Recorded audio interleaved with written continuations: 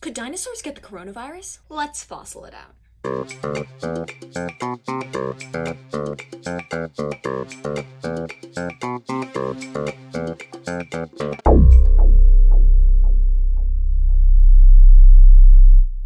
In a time when coronavirus is taking away school, work, life as we know it, and holy Hammond, even our toilet paper, it's totally understandable that we would want to know whether another unlucky organism has shared this unrecommendable experience.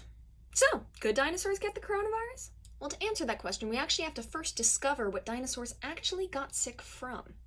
Professor Bruce M. Rothschild at Northeastern Ohio University, a total rock star in paleopathology, has said that, quote, dinosaurs may have been healthier than people are today, end quote. So maybe we should all be visiting a dino doc. Disease was relatively rare among dinosaurs. Of course, this is taking into account the fact that the fossil record is incomplete.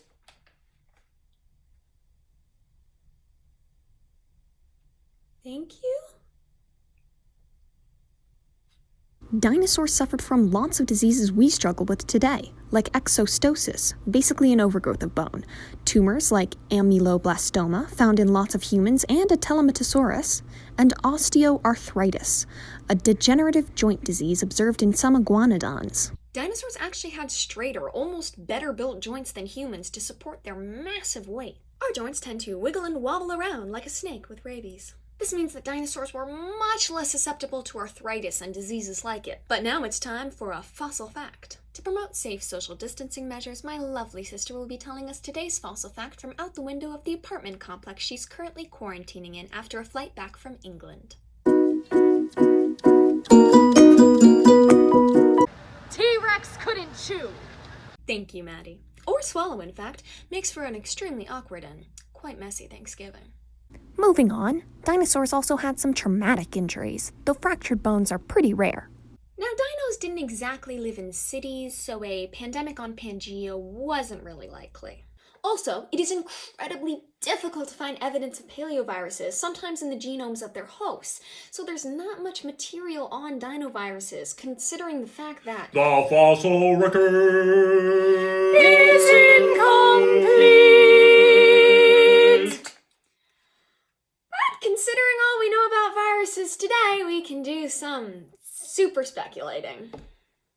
So it's been established that dinos can get sick, unlike their distant cousins, the crocodiles, with incredibly cool infection-proof blood, which means that it's not impossible that a dino could have gotten sick from a virus. It is pretty improbable, though, that a dino ever got sick because of a coronavirus. See, where these coronaviruses originate are animals like cattle, camels, and bats, animals that really only started evolving 5 million years after the dinosaurs kicked the bucket. Coronavirus does cause infections, though, one illness that we're pretty sure dinos had, probably the most famous example of which being Big Al's swollen toe in BBC's Walking with Dinosaurs special. #bring back Big Al. And since they couldn't really put up their claws on a table and sip a spoonful of chicken noodle soup made out of an organism that wouldn't evolve until around 64,900,000 years later, infections turned out to be pretty deadly. Of course, a dinosaur's cells would have to have these little receptors similar to LOX, in humans the ACE2 protein, which are compatible with COVID-19's quote-unquote key, the little spike proteins you see sticking out all over its surface. Kind of like a secret backdoor nightclub handshake for limited edition Japanese Skittles that I know nothing about. So to wrap things up, if you were able to steal a TARDIS, nab a dinosaur, bring it to a nice summer vacation in 2020, and shove a bat down its throat, it's possible, if not probable, that a dinosaur could catch the coronavirus. And now to read the credits, let's go back to my wonderfully serene sister. Host, Helen Culpepper.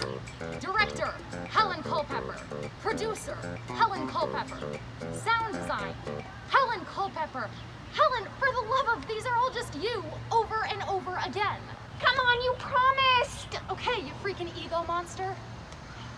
Crew, Helen Culpepper. Illustrator, Helen Culpepper. Person shouting out a window, Maddie Culpepper. Gee, thanks. You're welcome.